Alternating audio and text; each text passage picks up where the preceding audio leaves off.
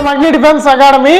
நீங்க Indian ஆர்மில join பண்ணணும்னு ஆசைப்படுறீங்க அப்படின்னா இப்ப அக்னிபாத் என்ட்ரி ஸ்கீம் அப்ளிகேஷன்ஸ் அவைலபிளா இருக்கு. சோ நீங்க அப்ளை பண்ணிக்கோங்க. சோ நீங்க இந்த எக்ஸாமினேஷனை கிளியர் பண்ணணும் அப்படின்னா ப்ராப்பர் ஸ்டடி கட்டாயம் வேண்டும். சோ நீங்க ப்ராப்பரா ஸ்டடி வேணும், ப்ராப்பரா பிசிக்கல் வேணும், ப்ராப்பரா உங்களுக்கான ட்ரைனிங் இந்தியன் ஆர்மிக்கு போறதுக்கான கைடன்ஸ் வேணும் அப்படின்னு ஆசைப்படுறீங்க அப்படின்னா ஷியோரா அக்னி டிஃபென்ஸ் அகாடமி வந்து ஜாயின் பண்ணலாம். ஒரே முயற்சி தான் உங்களோட ராணுவ கனவை நனவாக்கி கொடுக்குறோம். சோ இந்த வருஷம் நீங்க பட்டாளத்துக்கு போகணும்னு ஆசைப்படுறீங்க அப்படின்னா அக்னி டிஃபென்ஸ் அகாடமிக்கு வாங்க. ஒரே முயற்சி, நிறைவான பயிற்சி உங்களோட வெற்றியை தேடி தரும். இந்த வீடியோல நம்ம என்ன பார்க்க போறோம் அப்படின்னா, அதாவது GD, technical, tradesman, nursing assistant, clerk உள்ளிட்ட அனைத்து போஸ்டுக்குமே பார்த்தோம் அப்படின்னா ஜிகே சிலபஸ் வந்து காமன் தான். சோ ஜிகேல ப்ரீவியஸ் இயர்ல என்னென்ன கொஸ்டின்ஸ் எல்லாம் கேட்டாங்க அப்படின்ற பத்தி பார்க்க போறோம். ஒரு கொஸ்டின்ல இருந்தும் கிட்டத்தட்ட 10-15 நிமிஷம் லெக்சர் எடுக்கலாம். ஆனா நமக்கு அவ்வளவு டீடைல் டெரிவேஷன்ஸ் கொடுத்தோம் அப்படின்னா வீடியோஸ் பண்ண முடியாது. டைரக்ட் கிளாஸ்ல இதை பெஸ்டாவே பண்ணலாம். இந்த வீடியோல கொஸ்டின் அண்ட் ஆன்சர் அதை மட்டும் பார்க்க போறோம். சோ இந்த கொஸ்டினுக்கு இதுதான் ஆன்சர் அப்படின்றது மட்டும் இந்த வீடியோல வரும். சோ நீங்க இந்த வீடியோ பார்த்து கொஸ்டின் ஆன்சர்ஸை எவாலுவேட் பண்ணிக்கோங்க. இதுல உங்களுக்கு எத்தனை கொஸ்டின் தெரிஞ்சிருக்கு அப்படின்றத கமெண்ட் செக்ஷன்லயும் பதிவு பண்ணுங்க. ஓகே, வீடியோக்குள்ள போலாம். ஃபர்ஸ்ட் கொஸ்டின் பார்த்தீங்கன்னா, how many countries are members of SAARC? சார்க்ல உறுப்பு நாடுகள் மொத்தம் எத்தனை, அதுதான் கேள்வி. சோ சார்க்ல இருக்கக்கூடிய உறுப்பு நாடுகள் மொத்தம் எத்தனை அப்படின்னா 8 உறுப்பு நாடுகள் இருக்கு. சரிங்களா? சோ சார்க்ல மொத்தம் எத்தனை உறுப்பு நாடுகள் இருக்கு? 8 உறுப்பு நாடுகள். அடுத்து second question, the UNO came into existence of which year? UNO எப்ப உருவாச்சு அப்படின்னு கேட்டிருக்காங்க. இரண்டாவது உலக போருக்கு அப்புறமா, அதாவது 1945ல தான் பார்த்தா UNO வந்து உருவாச்சு. ஓகே, அடுத்த question, the first woman to become a president of India. இந்தியாவோட முதல் பெண் குடியரசுத் தலைவர் யார்? இதுதான் கேள்வி. சோ இதுக்கான சரியான விடை பிரதிபா பாட்டீல். அதே இந்தியாவோட முதல் பெண் பிஎம் யார் அப்படின்னு கேட்டாங்க அப்படின்னா நம்ம இந்திரா காந்தி. இதே இந்தியாவோட ஃபர்ஸ்ட் உமன் சிஎம் யாருன்னு கேட்டாங்க அப்படின்னா சுஜிதா கிருபாலினி. சரிங்களா? இதே உலகத்துல ஃபர்ஸ்ட் பெண் பிஎம் யாருன்னு கேட்டாங்க, உமன்ஸ்ல பிஎம் ஃபர்ஸ்ட் யாருன்னு கேட்டாங்க அப்படின்னா ஸ்ரீமாவோ பங்கார நாயக், ஸ்ரீலங்கா. அவ்வளவுதான். சோ அடுத்ததா பார்த்தா அப்படின்னா, who is the first Indian to win a Nobel Prize? Nobel பரிசு வாங்கிய முதல் இந்தியர் யார்? அதுதான் கேள்வி. சோ இதுக்கான சரியான விடை ரவீந்திரநாத் தாகூர். தாகூர் தான் இதுக்கான சரியான விடை. ஓகே, அடுத்த கொஸ்டின் பார்க்கலாம். Kaziranga national park famous for? Kaziranga national park எதுக்காக ஃபேமஸ் அப்படின்னு கேட்டிருக்காங்க. ஒற்றை கொம்பு காண்டாமிருகங்களுக்காக தான் இந்த காசிரங்கா நேஷனல் பார்க் வந்து பார்த்தோம்னா இந்தியாவில் பிரபலமா இருக்கு. சோ அசாம்ல காசிரங்கா நேஷனல் பார்க் வந்து பார்த்தோம்னா ஒற்றை கொம்பு காண்டாமிருகங்களுக்காக உருவாக்கப்பட்டது. அடுத்ததா பார்த்தோம் அப்படின்னா டேவிஸ் கப்.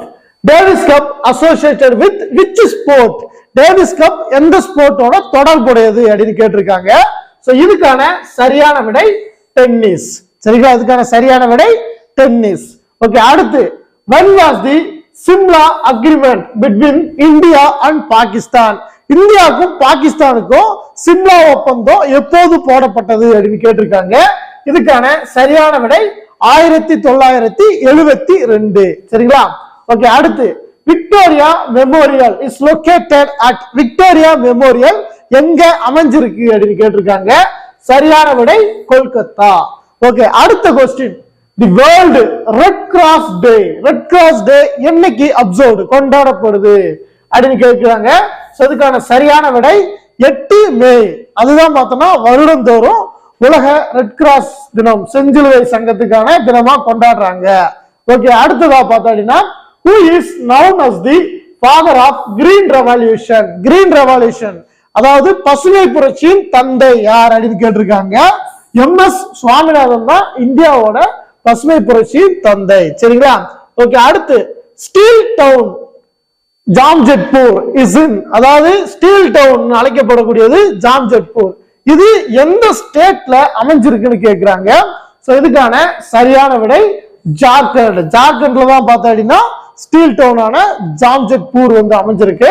சோ அடுத்ததா பார்த்தா அப்படின்னா, dash is the national flower of India?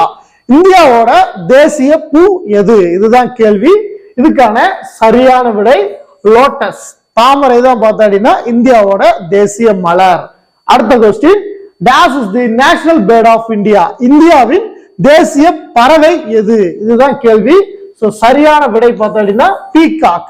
Peacock தான் பார்த்தோம்னா இந்தியாவோட தேசிய பறவை, மயில். ஓகே, அடுத்து, Chandragupta Maurya defeated which of the following? Chandragupta மௌரியரால் தோற்கடிக்கப்பட்டவர் யார் அப்படின்னு கேட்டிருக்காங்க. So first Bindusara, Porus, Alexander, Seleucus கொடுத்திருக்காங்க. இதுக்கான சரியான விடை செல்லுலஸ் நிக்கேட்டர்.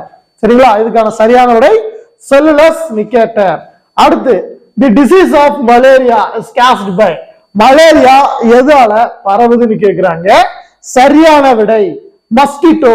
மலேரியா எதுவால பரவுது அப்படின்னா மஸ்கிட்டோவால பரவுது.